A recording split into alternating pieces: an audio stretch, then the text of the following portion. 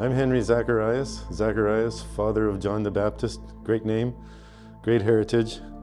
Unfortunately, it's a Greek name, I'm told, and I'm not Greek. Crazy Mennonite. Some of you will recognize these words from last week. They came out of a book called Switch Words, and the idea that these words switch your consciousness. They work on your subconscious, and they take you into the space where you want to go, suggesting that you're choosing the right words, right? So shall we say these together? Together. Together, divine, I am that I am. Together, divine, count, give.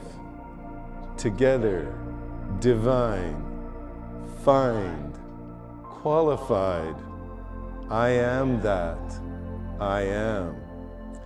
Together,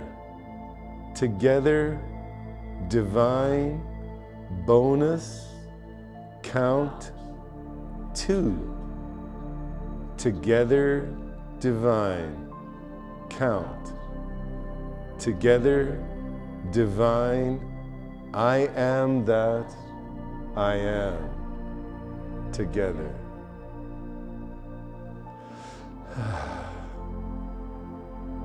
Just let that sink in a little.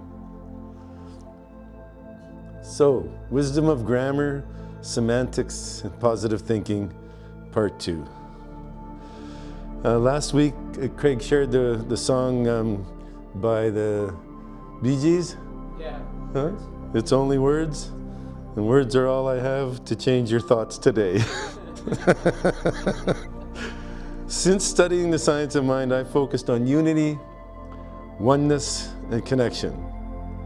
And those words, the together are my switch words to take it into a new vibration in my own body.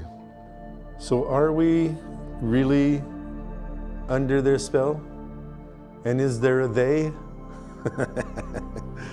These are all questions that we don't really have answers for. But I like this line that he used, we are frequency generators. So we get to choose which frequency we're sending out. And I think it is important, like Ernest Holmes talked about choosing your words properly, that you have to frame everything in the positive. And he mentioned want. And when you ask for things, I want this, I want that, you get more want.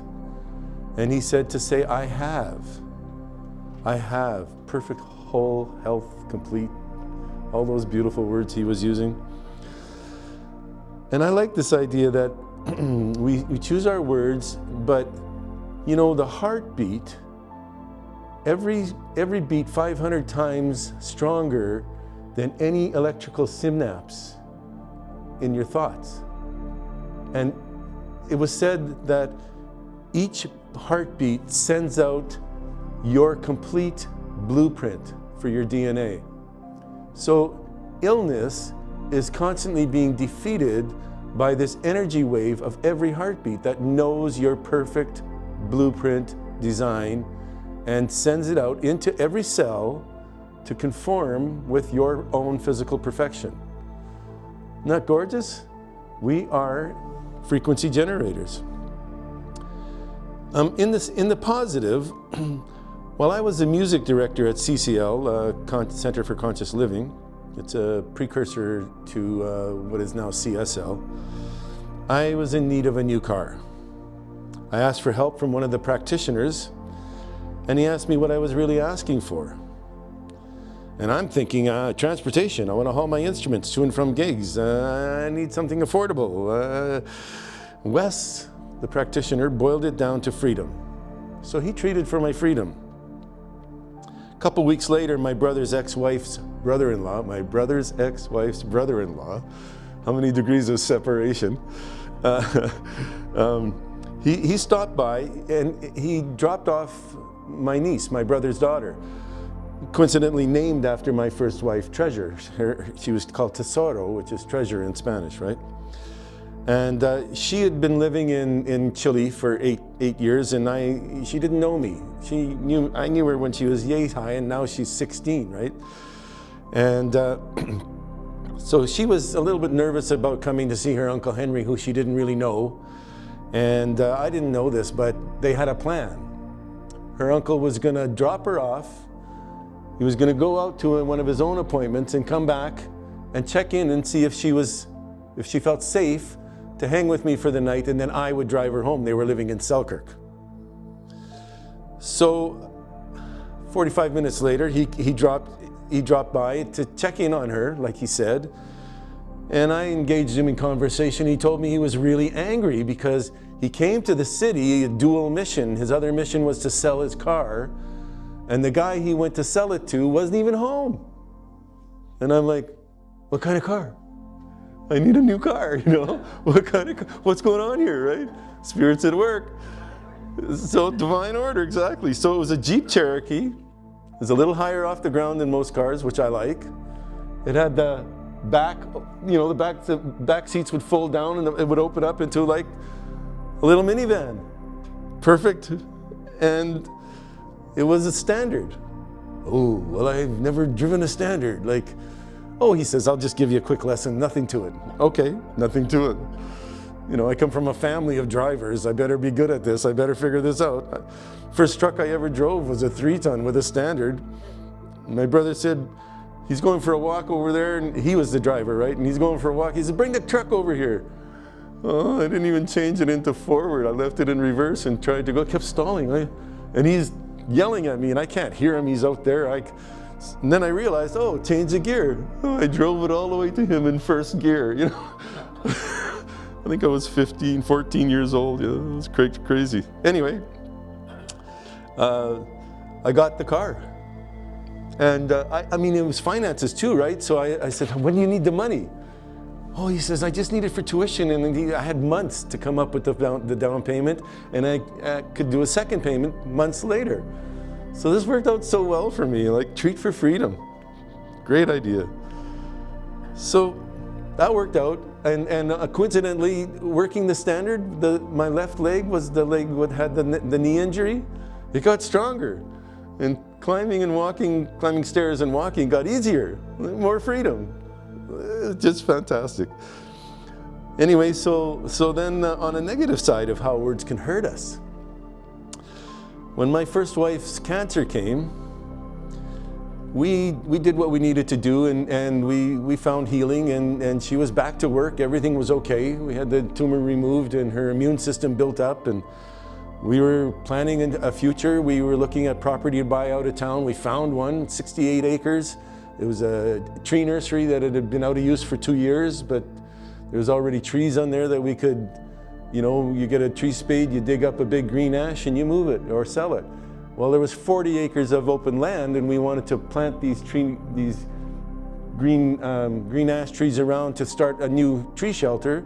And we could do strawberries, we could do raspberries, we could do corn, we could do peas, any you pick situation. And of course there was a creek that ran through there that the guy had already dug a pond, and I'm going, aquaculture, yeah, we can grow our own Arctic char, yeah, this is gonna be great. And well then, the day after my birthday, Treasure's twin sister and last surviving sister, her mother and 2 other sisters passed away, all different cancers. And so Dawn came by after her oncology visit and said they're gonna cut off both of her breasts and chop out a bunch of lymph nodes, and even after that, she would have 2 years to live. And Treasure looked at me and said, I can't watch another sister die. Now imagine the emotion that she said that with.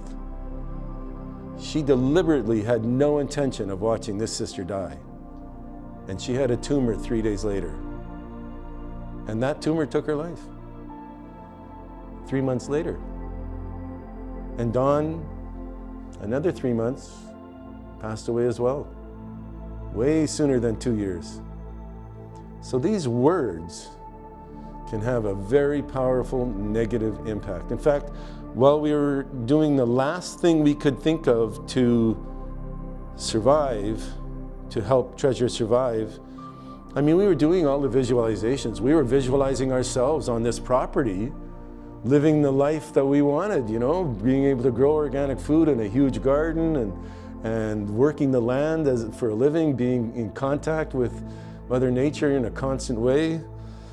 And all that visualization didn't have any strength over top of her declaration to not watch her sister die. Twin sister, you imagine how bound these women were. So she went to somebody offered her a free polarity therapy session. Do you know what polarity therapy is? Do you know what polarities are? Positive, negative, right? So polarity therapy is working with the electromagnetic currents in your body.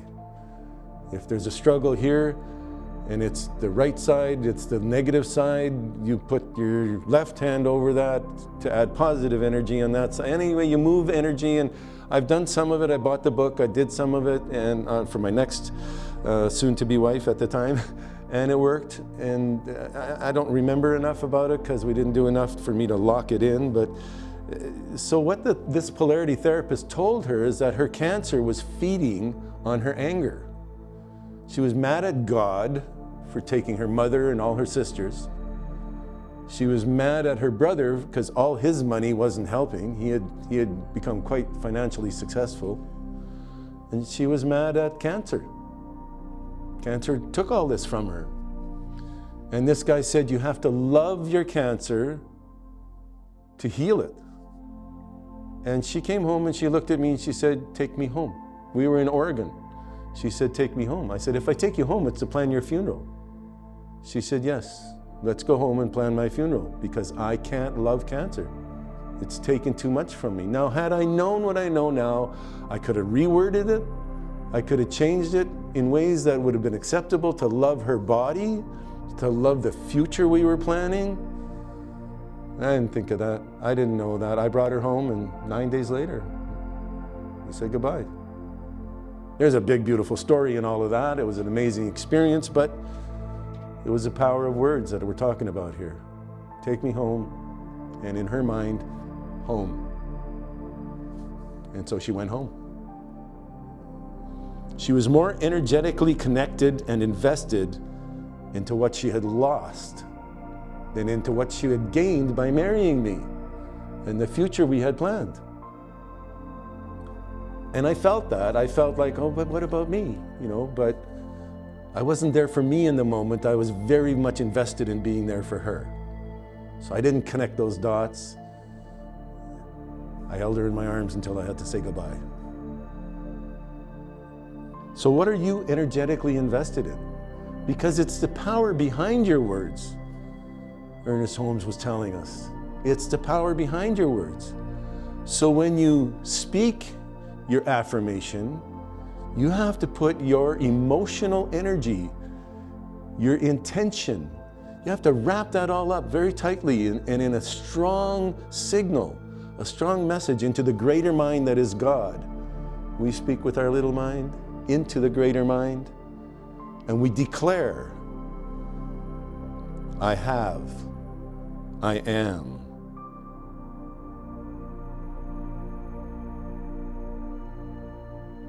I align, I receive. That's a good one, right? I like that. I declare, I align, I receive. And I like this idea of an anchor object. When I met Linda, my second wife, she was a cigarette smoker. She was a lead singer in a band and smoking cigarettes. That just goes against my principles so bad. And I can't kiss a cigarette face. I just can't. And she wanted to. She was like hungry for my lips. I was like, this is fun, but oh my God, girl, go brush your teeth. Well, she realized it, and she realized this isn't working and that cigarettes are not worth losing me. And so she had to quit smoking. And she came up with this. I didn't suggest any of this. I just made her wash her face and brush her teeth a lot. And she had an omelet, an omelet. And she, she wore it around her, and she put, it was one of these things you could open it up, put a little essential oil inside if you wanted to. But that wasn't her thing. She anchored her desire to quit smoking, her love of a life with me over cigarettes. And every time she wanted a cigarette, she would just hold this thing. And she quit smoking in record time. It was brilliant. So anchor objects. So you can take that home and use that in your life too. It's a very effective tool. So I declare I'm happy to be here. And in our choir, Craig and I are in the same choir now. So in the choir, we were told to connect with our bodies on a physical way, that we could move to the song and you would have a deeper connection to the lyric you're singing and the notes that you need to sing. And it also creates a little distraction in your mind for you. Happy, clap along if you feel like happiness is the truth. My thing about life and my life and why I'm here sums up for me is to create joy. I've never been interested in working. I've been interested in playing. Going to work was to be able to afford to play.